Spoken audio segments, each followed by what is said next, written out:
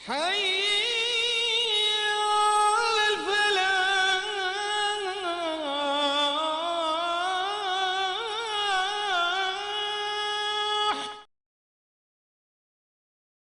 الحمدللہ رب العالمین والصلاة والسلام علی سید الانبیاء والمرسلین۔ ناظرین، سلسلہ اغلاط العوام۔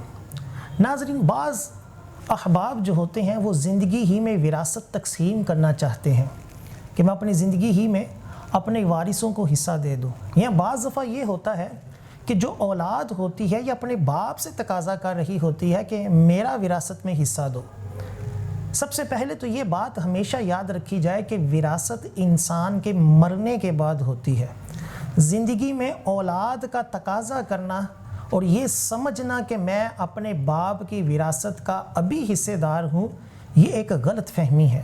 اور ویسے بھی یوں والد سے تقاضا کرنا بے ادبی ہے کہ مجھے میرا حصہ دیا جائے، کیونکہ کوئی پتہ نہیں کون پہلے مرے گا۔ ہو سکتا ہے کہ بیٹا پہلے باپ سے مر جائے اور باپ الٹا بیٹے کی جائیداد میں حصے دار ہو۔ لہٰذا زندگی میں جو ہوتا ہے انسان وہ خود اپنی جائیداد کا، اپنے مال کا مالک ہے۔ اس کی اولاد جو ہوتی ہے وہ یہ تقاضا نہیں کر سکتی کہ میں وارث ہوں، مجھے میرا حصہ دیا جائے۔ البتہ اگر باپ یا ماں یا کوئی بھی جو وارث ہے، جو مالک ہے، وہ خود چاہتا ہے کہ میں اپنی جائیداد جو ہے اپنے بچوں میں تقسیم کر دوں، تو یہ ہبہ ہوگا، یہ گفٹ ہوگا، یہ وراثت نہیں ہوگی۔ تو اس کی بھی شرعی اجازت ہوتی ہے کہ وہ اپنا مال اپنی اولاد میں تقسیم کر دے۔ اب جب وہ اولاد میں یہ مال تقسیم کرے گا تو اس میں بیٹوں کو بھی اتنا دے گا، بیٹیوں کو بھی اتنا دے گا، اپنی بیوی کو جتنا چاہے دے دے، اپنے لیے بقیہ جتنا رکھنا چاہے رکھ لے، لیکن اولاد میں برابری کرے گا۔ یہ جو وراثت میں ہوتا ہے کہ بیٹے کا دگنا اور بیٹی کا سنگل، یہ والد کے مرنے کے بعد ہوتا ہے۔ جب وہ زندہ ہے تو بیٹیوں کو بھی اتنا ہی دے جتنا بیٹوں کو دے رہا ہے، کہ برابری کا حکم ہے۔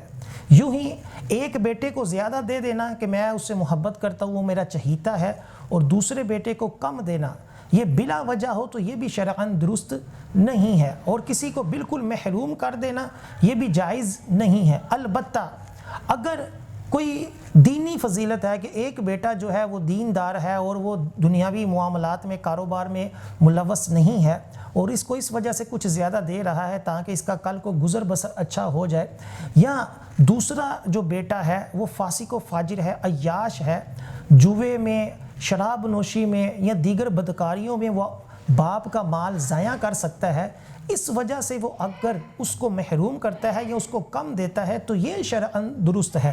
ورنہ بلا وجہ جو ہے کسی کے اندر جو ہے اس طرح امتیاز کرنا، کسی کو کم دینا، کسی کو زیادہ دینا، یہ شرعاً درست نہیں ہے۔ صحیح مسلم کی حدیث پاک ہے، حضرت نعمان بن بشیر رضی اللہ تعالی عنہ کو ان کے والد صاحب نے کچھ مال دیا، تو حضور صلی اللہ علیہ وآلہ وسلم کو اس پر گواہ بنانے کے لیے حاضر ہوئے، تو آقا صلی اللہ علیہ وآلہ وسلم نے ارشاد فرمایا، کیا تم نے اپنی تمام اولاد کے ساتھ یہ معاملہ کیا ہے؟